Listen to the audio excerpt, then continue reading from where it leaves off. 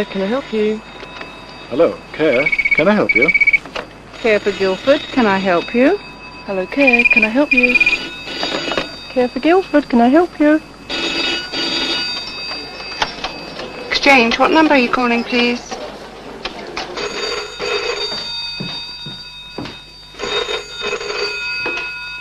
Care duty officer, can I help you?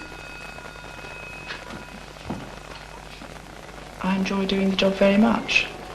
There are sometimes duties you do when it's fairly run-of-the-mill, and then another time you'll get a duty where you have really helped someone who had nobody else. It's amazing. It's opened my eyes a lot. Where do you want it, Mrs. Reed? Right in the corner. 2 room for a small table there, crosswise. It's rather a satisfying task, and it's done in a quiet, unassuming fashion. And you leave feeling, well, you've done a little something to help people. But when they call it heavy work, half the time it isn't heavy work to an ordinary able-bodied person. It can become rather a great task to a handicapped person or an elderly person. Books. I find some of my spare time I could use to help other people who do things which need doing and they can't do it themselves. Would you recommend to other people that they became volunteers? Oh yes. A care scheme like this one in Guildford may look simple enough. Members of the public need help, and volunteers from Care for Guildford provide it. But it only works effectively and efficiently if it's well organised. Yes. Would you like to give me your name, please? You're the duty officer for the day and you've just got a call of help in. What are you going to do now? Well, I will look in the client's index and see whether we have a card for the person. If it's a long-term client, I will look in this red file, which gives far more detail about what we need. But if it's a short-term client or a new client, if it's a new client, I will make out a card like this. If it's a client that already exists, I will find them and use that. What sort of information do you put on that card? As much as possible, or as much as they give us. Name, address, telephone number. If they are arthritic or they're very deaf and they take a long time to answer the phone, we don't often know their age unless they're very old, in which case they'll say, I'm 93 or something. We tend to put elderly if they are elderly, or if it's a young person with MS, something like that. We put that on the card. We put the date if we're making out a new card, and then we put the reference number of each job that we do for that person. That's the only thing that goes on that card. How are you going to find a volunteer to help that particular person? When I've got the information for what it is that they want, whether it's transport, help light, help heavy or visiting, I then look in the quick look-up schedule, which is in the categories of transport, help light, etc. It is also colour-coded so that if we want to use someone on the same side of Guildford rather than dragging them right across Guildford, if, for instance, I wanted someone in Merrow to be taken to a clinic in Guildford, I would try and find a volunteer from Merrow, which means that I would go to the transport section, red, which is Merrow.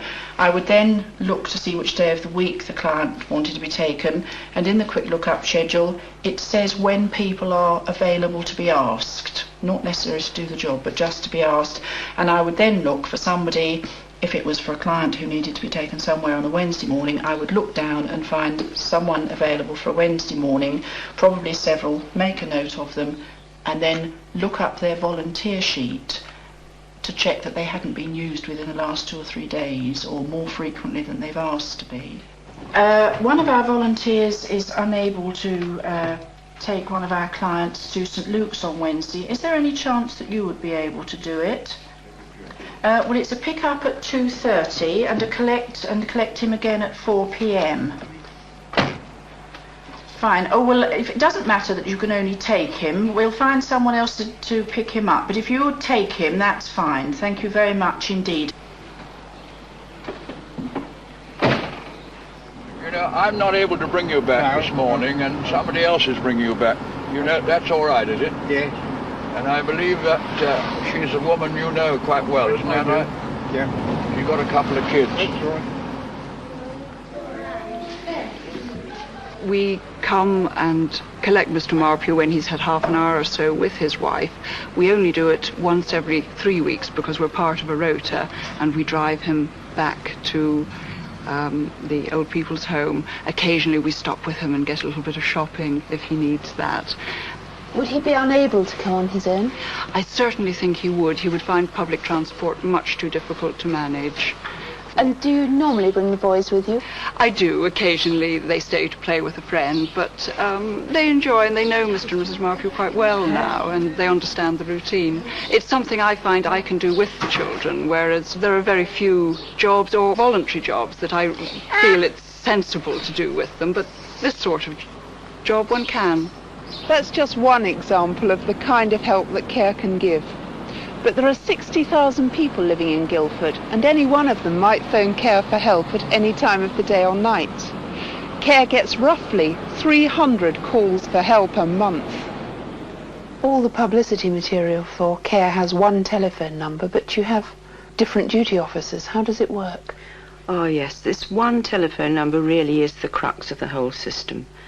And what happens is that anyone needing care rings that number, and that is intercepted by the telephonist. Exchange, what number are you calling, please? When the client says Guildford 66635, the operator is able to say calls for today are being taken on, and then gives the telephone number of today's duty officer. Care duty officer, can I help you? But only the first call, in fact, has to be paid for. The other is just put through by the GPO. So what happens when the duty officer comes to the end of their day? At the end of their day, they have to ring the Care number, and they are then intercepted, as a client would be, by the operator, who says, what number are you calling? And when the operator gives the Care number for that day, it is hopefully the number of the new duty officer. You then ring that duty officer to say that the phone is through and that you will be bringing them the records.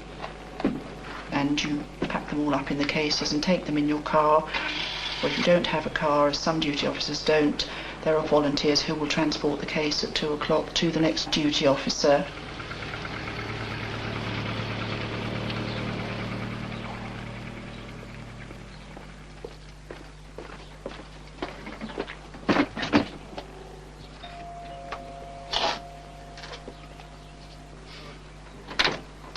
Hello, Peter. How are you? The case is fine, Thank thank you you. so much. Had to leave you. Where do you want them? Just one thing, Peter, I had to leave for you because I didn't have time to finish it. I think a duty officer has to be fairly unflappable, but because duty officers know that there is plenty of backup for them, they work with confidence, and it all really seems to fit in very well indeed. They are, of course, the first contact that the public has with Care. That's right. So how important is their attitude when they answer that call? Very important. And not always easy to sound calm and caring when there's perhaps a child calling or the kettle boiling over and so on. But there again, I feel that it's the right background.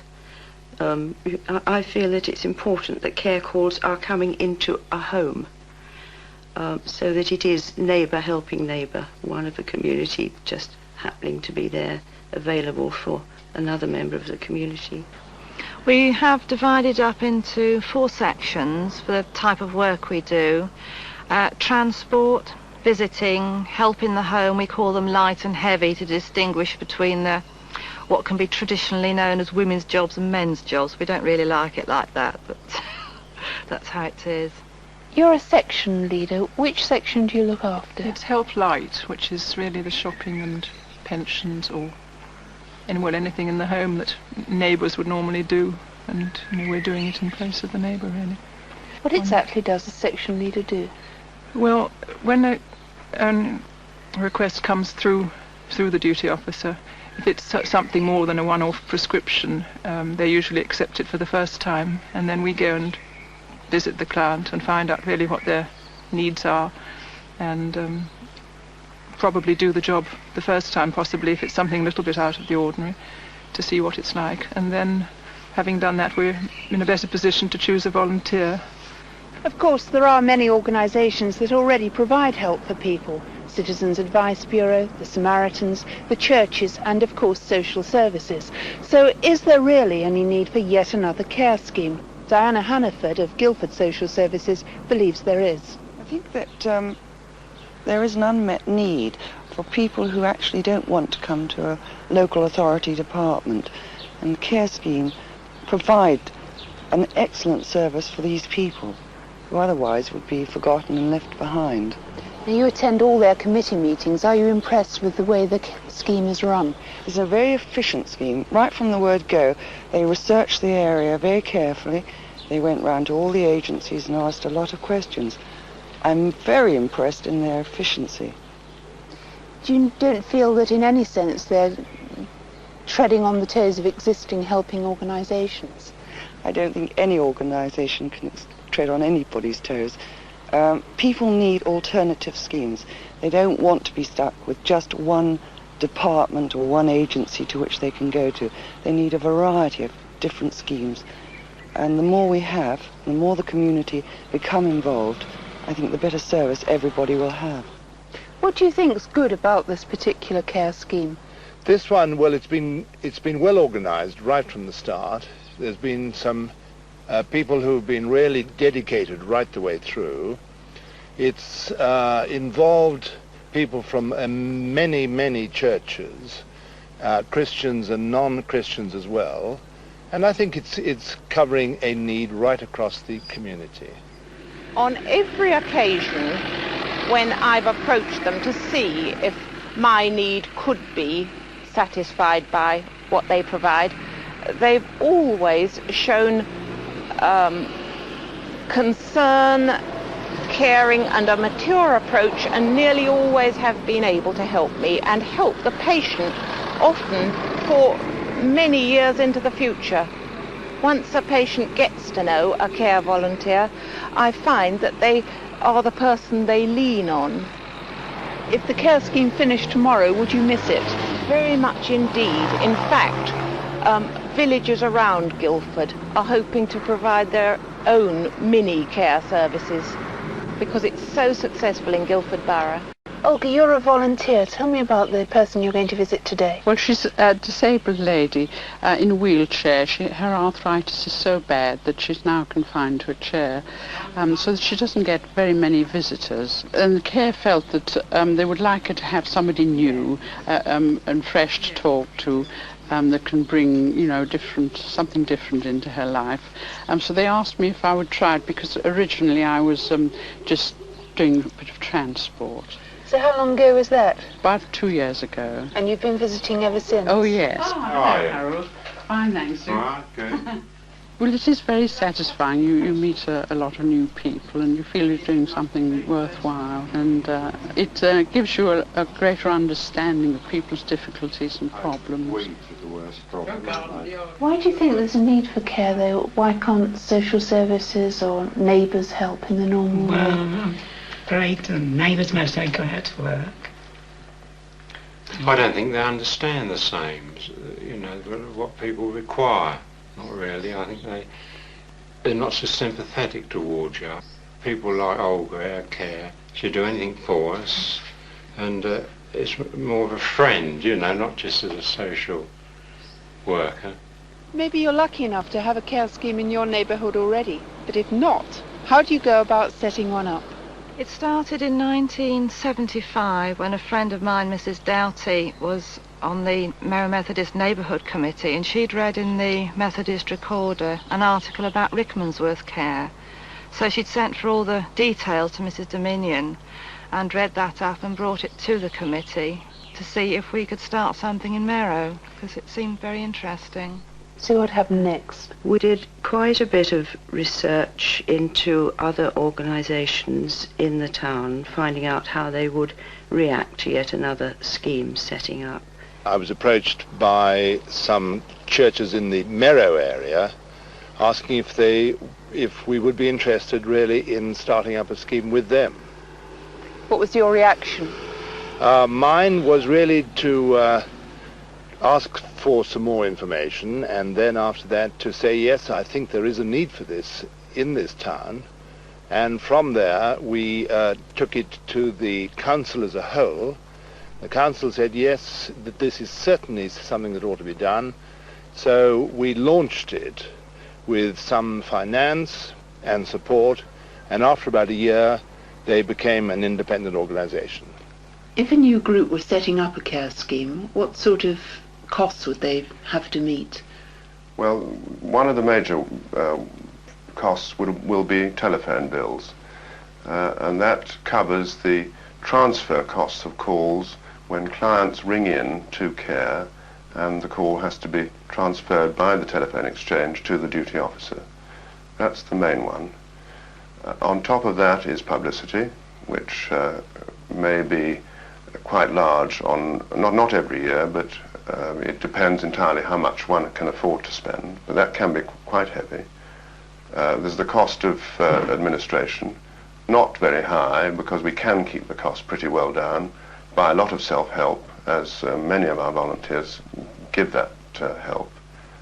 There's the cost of reimbursing our volunteers for petrol costs if they claim for it, and I may have to say that very few of them do, and also the cost of telephone calls which volunteers make if they claim for it, and again very few of them do.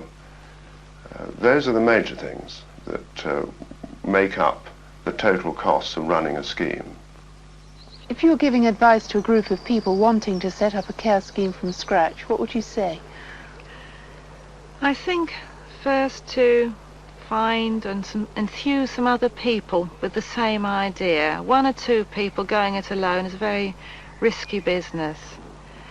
I think then to find out what's going on in the neighbourhood that they live already, to talk to the obviously social services, churches, anyone who might be involved in the scheme, to go and visit other care schemes. I think that's very important. And also to be prepared to work at it for 18 months, 2 years. It's not something you can do quickly if you want to make a worthwhile job of it. People needing help and getting the administrative systems right are only part of the story. None of this would work at all without volunteers. The volunteers don't have training as such before they start, although they're carefully interviewed by a committee member and the kind of work that they will be asked to do is explained to them.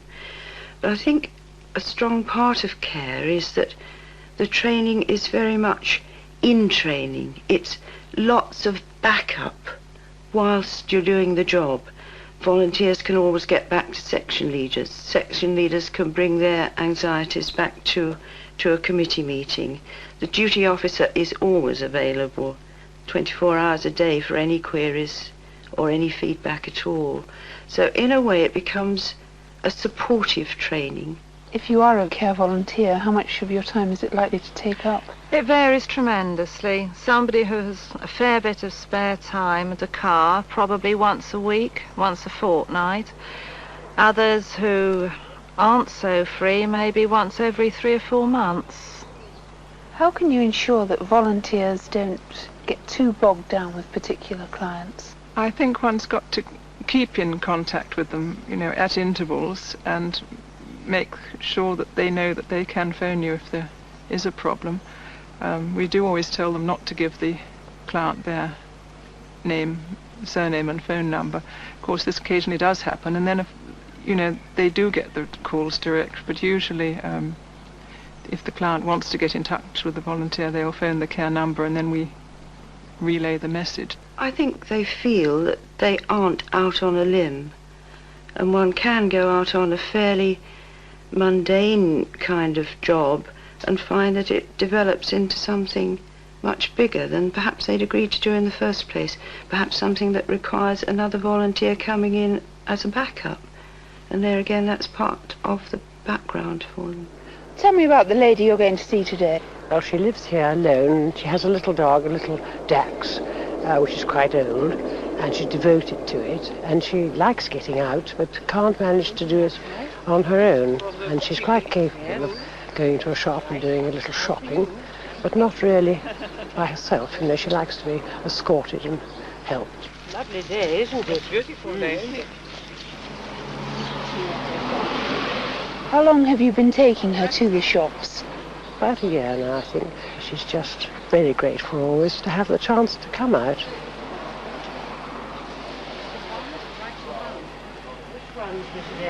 Two yellow, and two cherry. I feel that a lot of people around here live quite alone, and they need something they can look forward to by either a visit or being taken out. And if there's a friend who can come regularly, it's something they can look forward to. So you've done your research, you've got some volunteers, you've worked out how things should be run. All you need now is clients, and that's where publicity comes in. Well, we started off by talking to the churches because that's where the whole thing began. And we went round and gave talks about the scheme and the idea. We got in touch with the local newspaper and got articles put in. And then we set about, before the scheme started, we distributed leaflets and a card. The aim was to put one in every house in Guildford. And we distributed, I think, something like 25,000. Well, after doing that, then we continued to give talks to mainly churches, and we got in touch with local groups like the Rotary and the Round Table and asked if we could come and talk to them. As many outlets as we could find which would spread the word about Care for Guildford. And of course we put leaflets into doctors' surgeries, into the social services, and in shops, posters in shops, and as much flood of information about care as we could with the limited resources we had. Setting up the scheme is only the beginning, and it falls to the committee to make sure that care keeps going. Are there any particular problems you want to bring up this month? Well, I think this month there's just really one that I would appreciate help. And I think we'll always need a committee. You need somebody to oversee what's going on and look into the future, and you need very much the support for the section leaders and the duty officers. And our problem really is that as the summer months go on and our transport outside Guildford becomes fuller and fuller. Care for Guildford is just one of many similar care schemes throughout the country. It works well because right from the start the people keen to set the scheme up were also prepared to take a lot of time and trouble. In all, setting up Care for Guildford took nearly 2 years of hard work and endless meetings. Work that paid off because they receive over 3,500 calls for help a year, and that shows just how much they really do need care in Guildford. And perhaps that's an indication too that there's a need for a care scheme where you live.